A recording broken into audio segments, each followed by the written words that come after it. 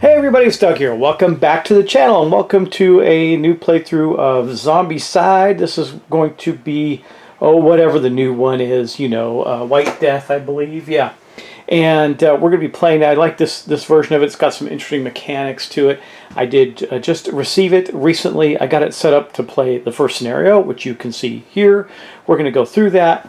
I will probably continue to play through a second scenario, maybe even a third in this playthrough. But before I get started, I did want to have a word. So, pause. Okay. You notice, I'm sure, that I haven't been posting as many or nearly any gameplay videos. Two reasons for that. One is just life is busy and it's been hard. But I've also been working on some other projects, which you've also seen because I've been posting some of them to the channel. So I want to talk about this first.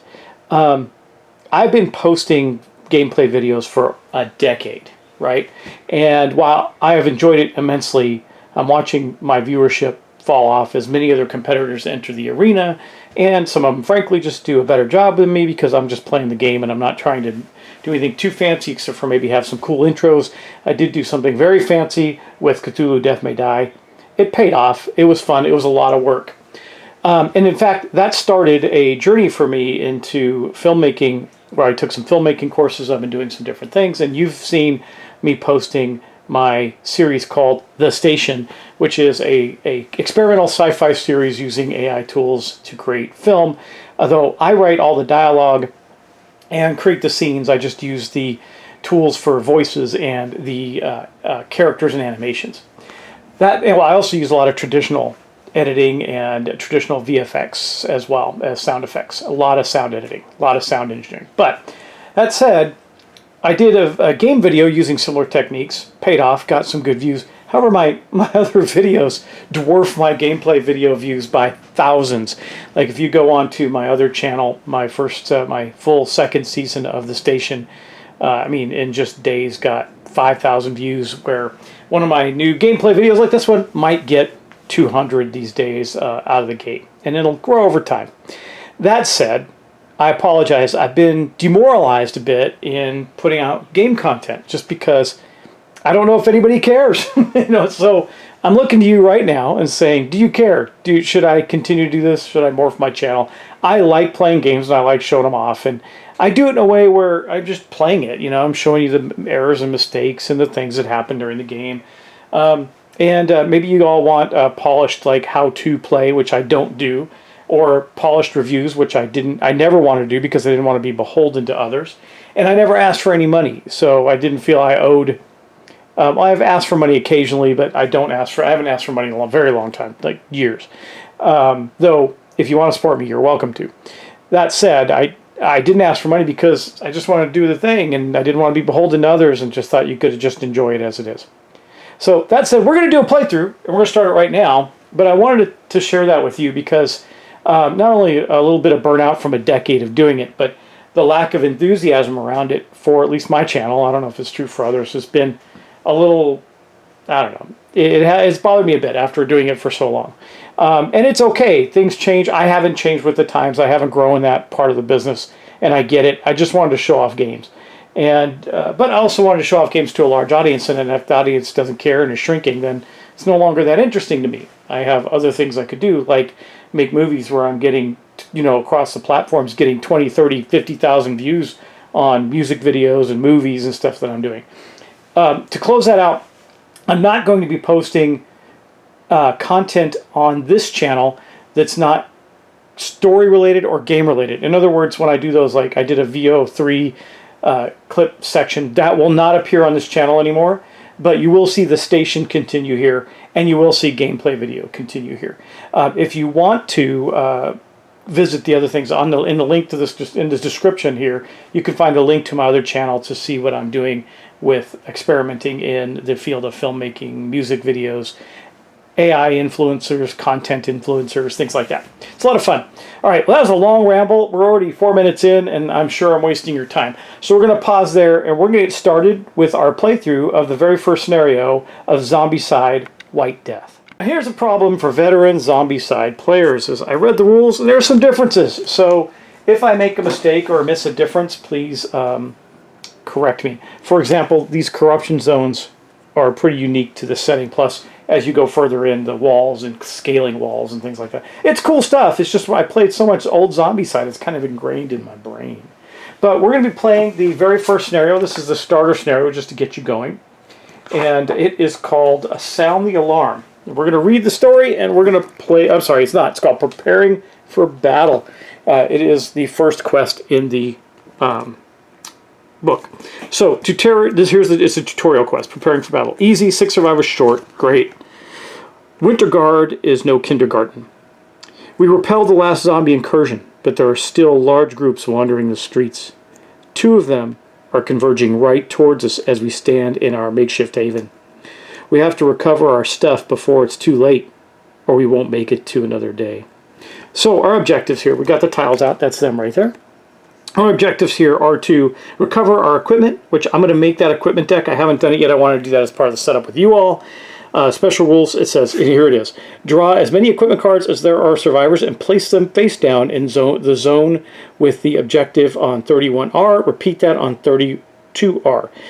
And then it says, I came with my armory. A survivor may spend 1 action to perform a search in a zone with an objective to take an equipment card from the stack. This action may be repeated multiple times per turn.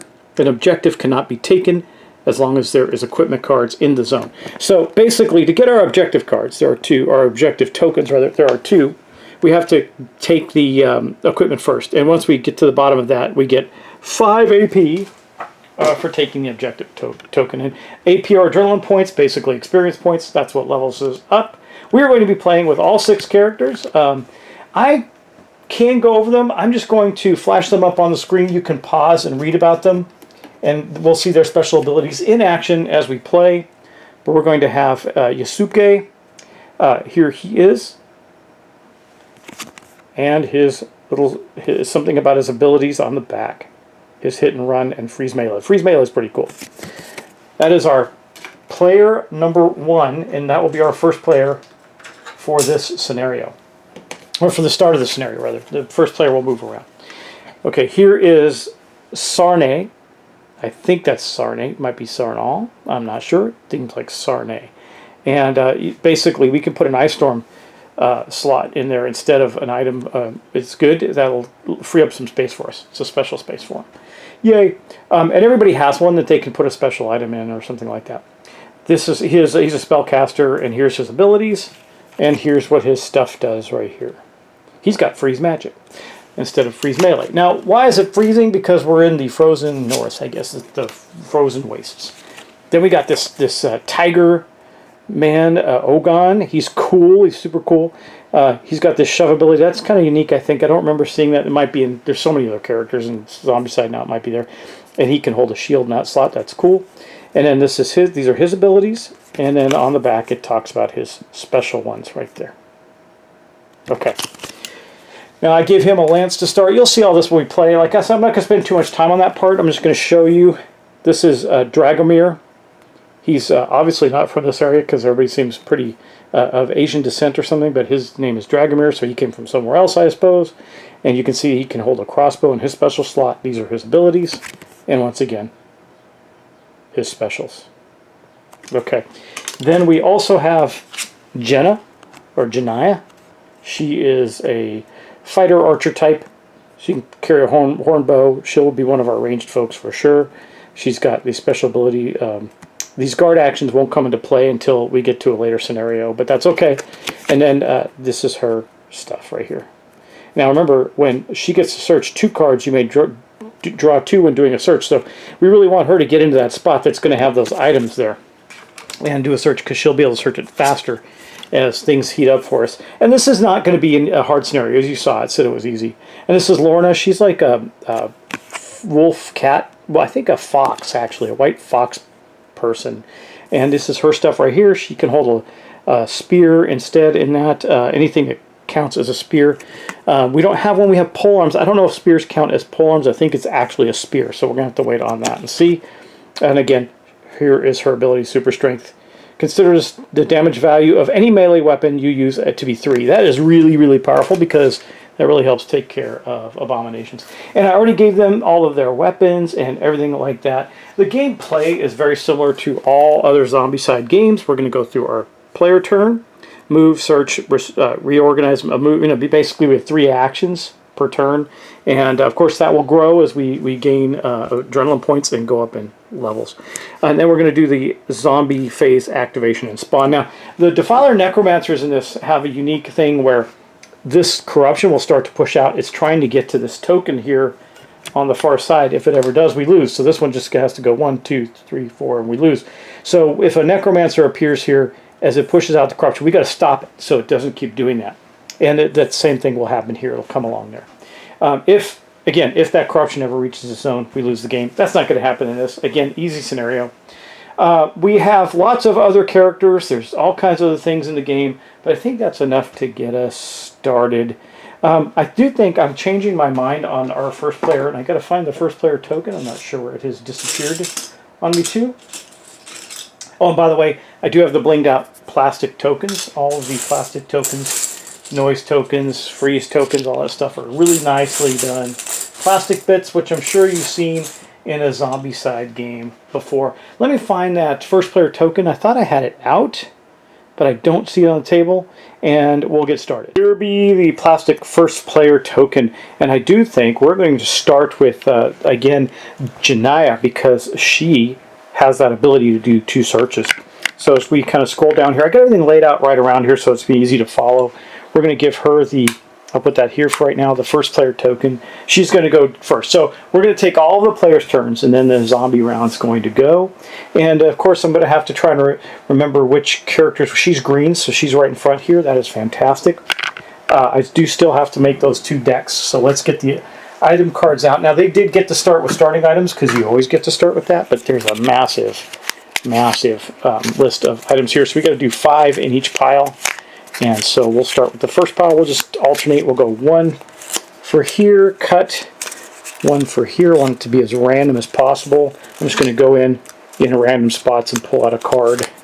And eventually we'll get to 5 as you're watching me boringly do this. But again, I like to make sure we randomize as much as possible to get the full benefit and fun of the randomization of the game. And this, by the way, highly random game. Okay, so this is our deck of 5 here. We'll just shuffle it up real quick. And then we're going to put it underneath this chest token, which, by the way, again, is a plastic marker for an objective. And then we're going to do the same thing over here. And then we can really get started. There's 1, 2. Oh, I missed one. 1, 2, 3, 4. I got to draw 1 more. Okay. I thought I had 5 there. 1, 2, 3, 4, 5. Okay, got it. All right. And then that will go underneath here. Now again, actually, I'm going to do it the other way around because we have to get to we have to draw these before we get to draw the objective. I'm throwing cards around. That's always fun. Okay. And we're going to put that right there. And then again, we'll do the same thing up here. Now we're going to get started. I probably will only take 1 turn in this video, and then this will only be like 2 videos. So I did all the explanation in this one. And then in the next one, I'm going to finish this whole scenario. It's not a long scenario. So, but we're going to get started. So for first action, you're going to move 1. For second action, she will move 2. Her third action will be to use her special ability, which is search and draw 2 cards. She's also got a +1 free guard action, but that, again, that's not going to matter. So I didn't look. You know what? I need to look and see if her search allows her to keep both cards. You may draw 2 cards when searching. Okay, well, let's see. She's going to draw 2 cards, and we'll see what she gets. She gets a firebolt and a torch. Nice. Well, we'll put the torch in her backpack. She is ranged, but I don't know if I want her to be our person for that. I think.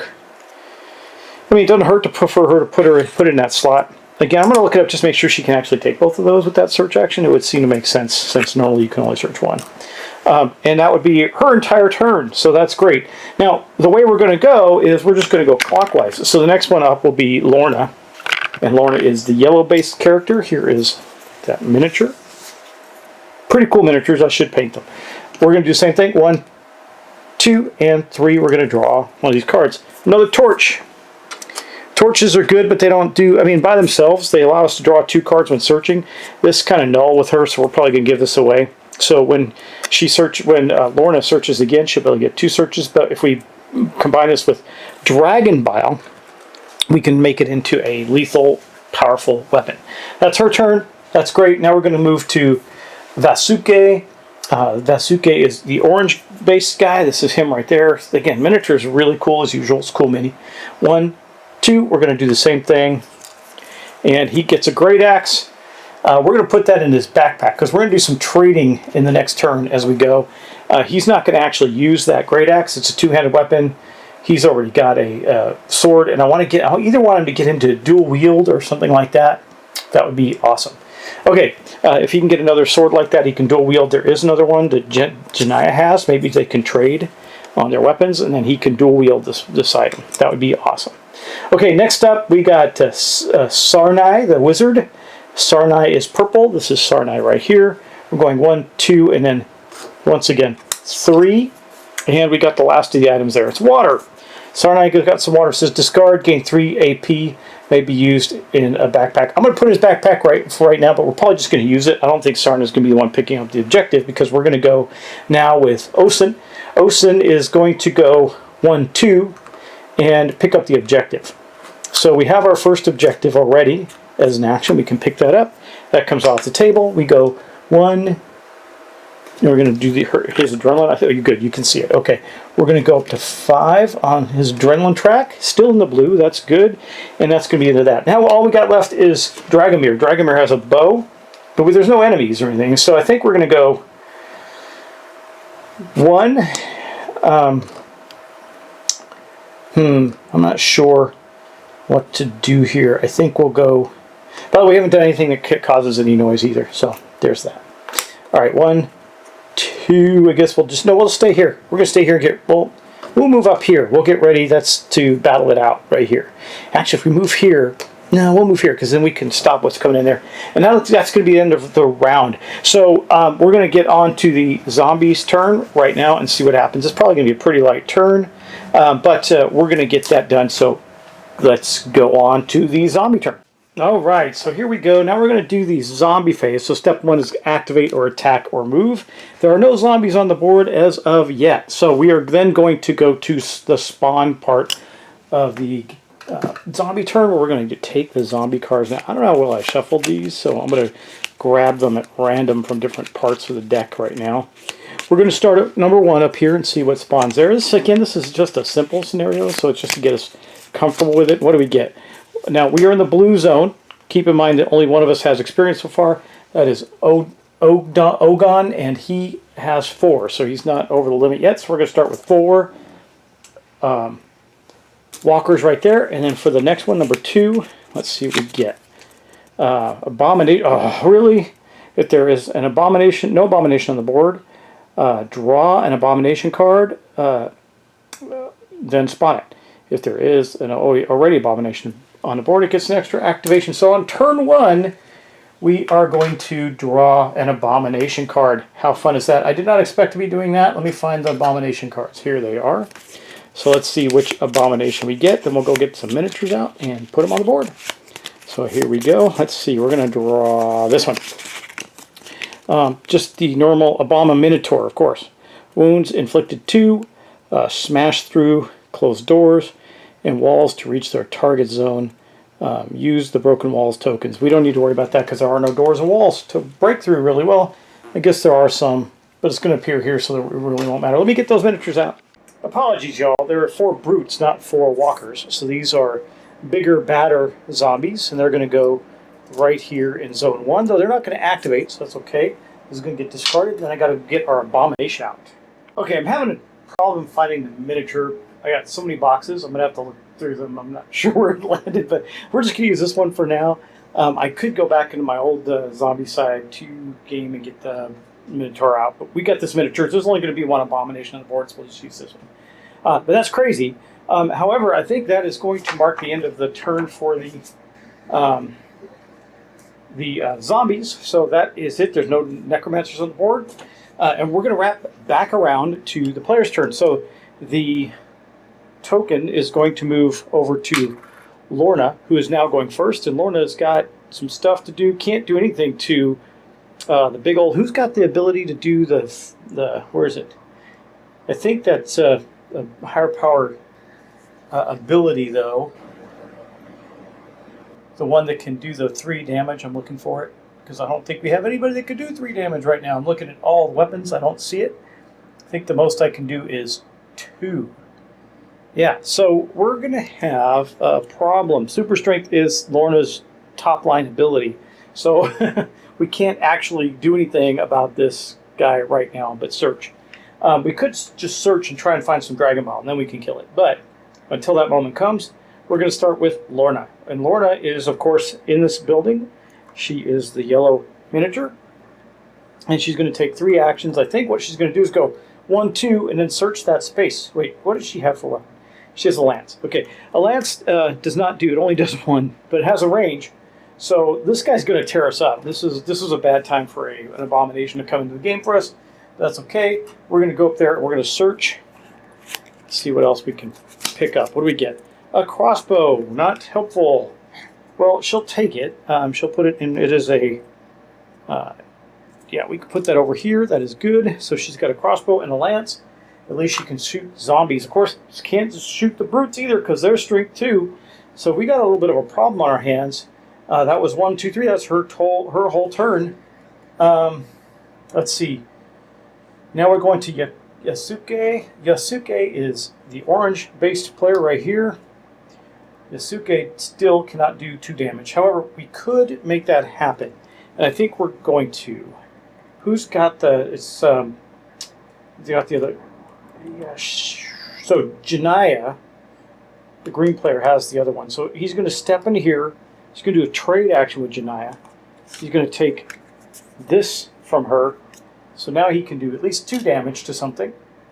He gets to roll a couple of dice. Well, it's still doing 1 damage, but he's going to trade that to her, and I think give her this crazy battle axe, because the only other thing she's got right now is this firebolt spell, which is good, but it's not great. It does do 2 damage. It can kill.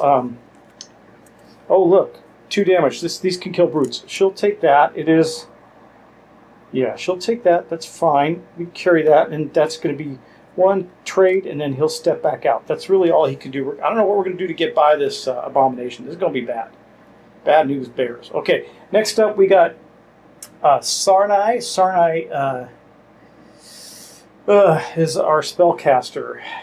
What does spellcasting do again? Just to be sure, spellcasting, you have 1 free action that may be used to use for magic or enchantments. She does have Power Blast, which doesn't do enough damage to kill anything on the board. So I think what we're going to do is Sarnai. Sarnai is purple, or does dark blue. Sarnai will go up to here. Actually, might as well just stay there. Search. Let's see, we're trying to find Dragon Ball, otherwise we're screwed. Another Great Axe, not helpful. We'll slot that. And then that was 1 action. Man, I don't want to move into the abomination space, that's for sure. We'll just move right there for now, I guess. Okay, that was... Now we got Ogdun. Ogdun, he's here. He does not have the ability to do enough damage either to anything.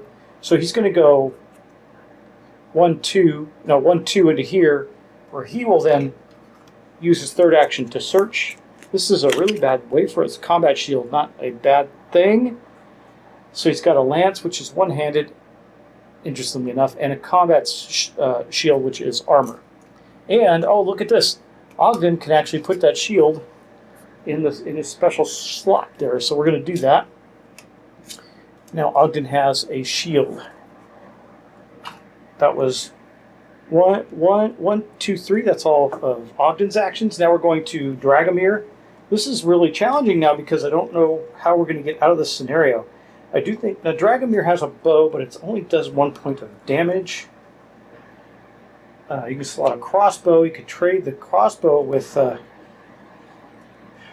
She's right there in the space. No, she didn't have the crossbow. It's Lauren that has the crossbow.